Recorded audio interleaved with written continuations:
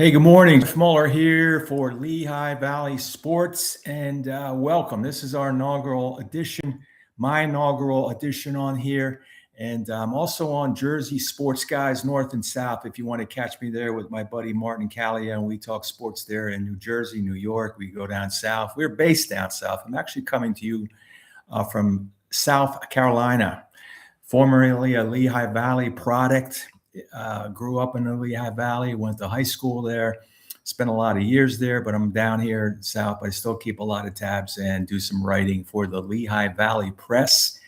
You can find my work on TN online, TNONLINE online.com. And hope you can give me a subscription here, give me a look. I'll try to be with you just about at least 5 days a week, updating what's going on. And when the fall season start to kick in more, we get closer and closer to football and the other fall sports. We'll talk a lot of Catasauqua, Bethlehem, Whitehall, Northampton sports.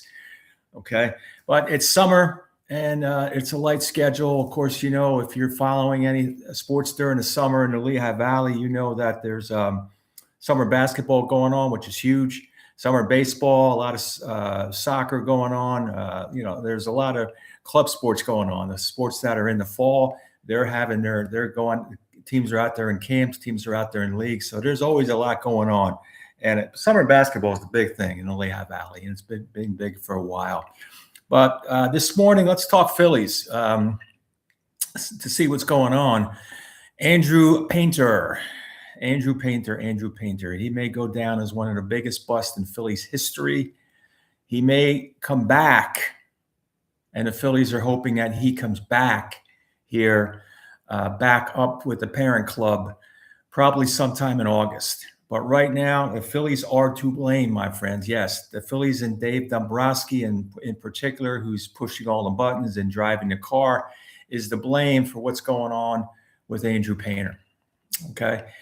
When Andrew Painter was 19 in 2023, he looked like he was coming up, and he was the guy. He was the pitcher at the top of the list, the minor league pitcher, the top prospect at the top of the list, and he was untouchable at that time.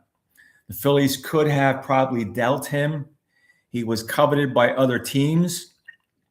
They could have made a deal. I could have pushed him over the top when they were close, 22, 23, 24. They were on the cusp of being a World Series team. They were in the World Series. Maybe, if they get a missing piece that they needed with Painter, maybe they could have got them over the top and maybe won that first World Series since 2008. But they didn't. They held on to him, and he was the wonderkind. The top prospect. He was going to burst through. Had Tommy John. Okay, he comes back. Slow process. We're going to have kid gloves on him. We're not going to push him through. And they didn't. They took it easy on Painter. They worked him through. He was at Reading. He went to Lehigh Valley. Okay. Comes last year at Lehigh Valley. Now answer this honestly for me. Did you think, there's a lot of people who are watching this who went to Iron Pigs games. Did you think Andrew Painter was ready to take a step up? I don't think the Phillies honestly looked at him as far as being ready. They wanted him here. His ERA was over 5. He never really strung a series of good games together where you could say, yeah, this kid is a top prospect and he's going to help us. And, we think he can step right in. He never really strung those games together consistently. The Phillies did not want, they got rid of Ranger Suarez, okay? They signed Jose Luzardo to a big deal. They weren't going to keep Suarez. They should have kept Suarez, as it turned out. But Suarez wanted some big money. The Phillies were not going to give him the big money. They let Suarez go. Here comes Painter. He's going to be our number 5 guy. He's a right-hander. It balances out the staff, okay? Painter's going to be our guy. And again, I think, rushing through Painter, he wasn't really ready to take that step to move that big step. First outing, everyone was sold. Everyone was sold on Painter. He gives up a run against the Nationals. He gets 8 strikeouts. 8 strikeouts. Okay. And he just mows down people. Okay. But that was pretty much the end. He had some decent outings. Okay. But again, just like at Lehigh Valley, Painter could never string together a consistent amount of games that would justify him being a major league pitcher.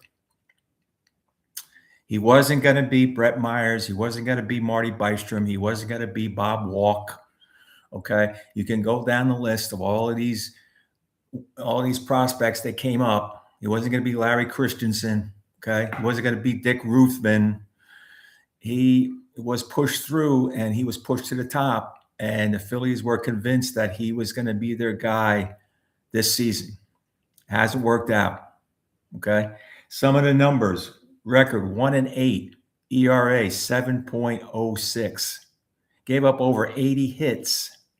Okay. 14 home runs, 80 hits, over 80 hits in 65 innings. Okay. That's not major league material. It's not. You cannot have a guy that's giving up that many hits. He was molding and targeting his pitches. If you watch him, he got so many balls up in his zone that were easily hit out. And he couldn't go past the 5-inning mark. And that's something, not just with Painter, but with Aaron Nola as well. And that's a problem with the Philly staff right now. But Painter was rushed through.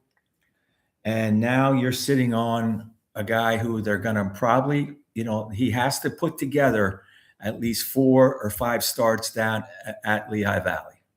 He's got to do that before they're going to call him up. I don't think they're going to give up on him.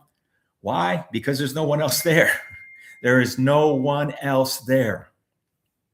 The Phillies farm system is weak.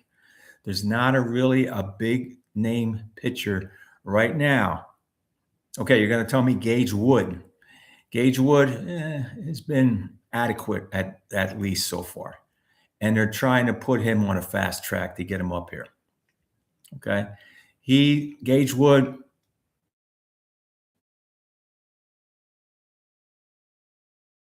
get him a 4-year at Lehigh Valley, see how he does. They'll push him through. But Painter, they're going to give Painter every opportunity to come back. They will give him every opportunity to come back.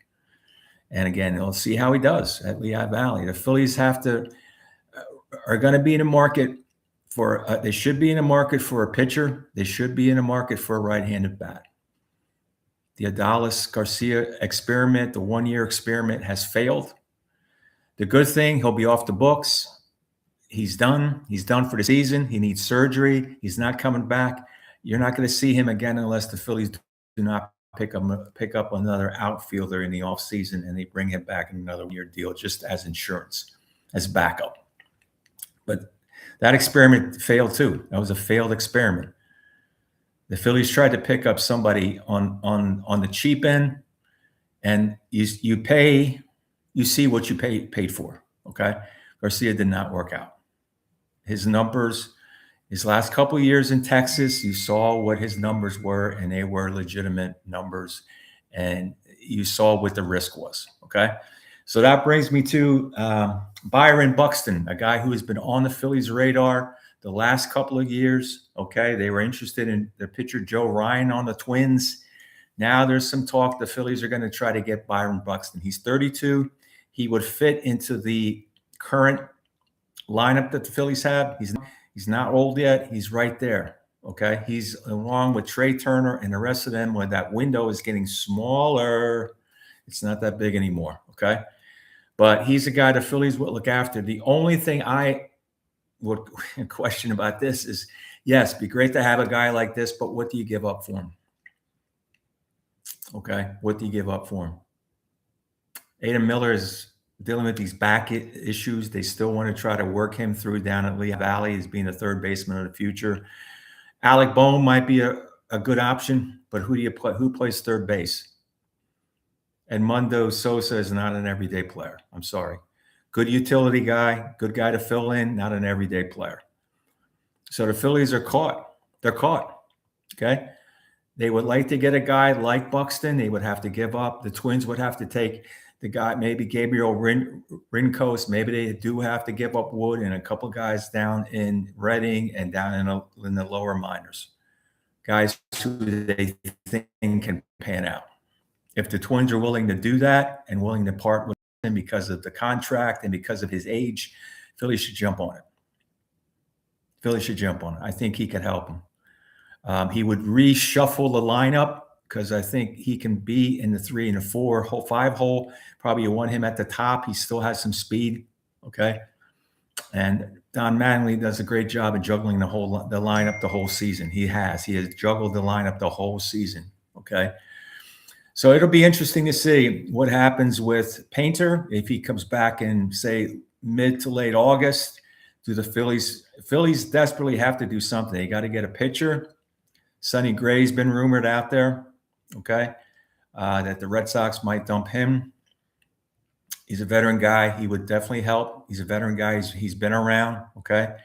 The bats, Buxton's been mentioned. Christian Walker of the Astros, the first baseman. Wilson Contreras, Red Sox first baseman. If it's either of them, that means that Bryce Harper has to go back to the right field, which he hasn't played since 2022. Okay. So there's a lot probably should be going down the pike. The Phillies have to make a move. You saw what happened with Painter. It didn't work out. Maybe it does. Maybe there's a second chance for this guy. Byron Buxton, again, will be a great pickup for the Phils. It's still early, but you got to start to look. You can't just wait for the trade deadline. If Dave Dombrowski can pull off something here, if it involves Bohm, who's going to play third base? Miller is not apparently ready yet to come up. And if it does involve Bohm, and the Phillies do not get a fill-in for him, a legitimate fill-in, and not just Sosa, then maybe it's a season. They may still be able to get into the wild card, because the wild card right now, if everything stays like it is with the wild card, the Phillies still would have enough to push through and probably get one of those wild card spots. If those teams start playing well, the Reds, the Cardinals, they may be left in the dust, and it might be a season without. It might be a season without a postseason, which would really shake things up. But there's a lot to come down the road for the Phillies. Okay. We'll talk more about Aaron Nola. He's another guy, you like Christopher Sanchez. Of course, Wheeler's back. It looks like Luzardo is a guy who's been more consistent lately than what he has been, which is a good sign. Okay. He pitches better the second half of the season, but then, you got those 4 and 5 spots, and Nola, he's not back yet. He's not back yet. He hasn't been able to go past 5 without getting into some kind of trouble. It'll be an interesting second half of the season. All-Star game coming up soon. It'll be here before you know it. But see what happens with the Phils. If you go out to an Iron Pigs game, watch Andrew Painter. See if you think he has any stuff left for this season, and keep an eye on that trade market. And once we get closer to football season, to the fall sports, we'll start talking Catasauqua, Whitehall, and Northampton, like I had mentioned. Give me a like if you're interested in this. You like what you see. Subscribe, please, and catch me on www.tnonline.com. Thanks again for viewing, and enjoy the rest of your day. And on a Saturday, enjoy the rest of your weekend. Take care of yourself. Bye-bye.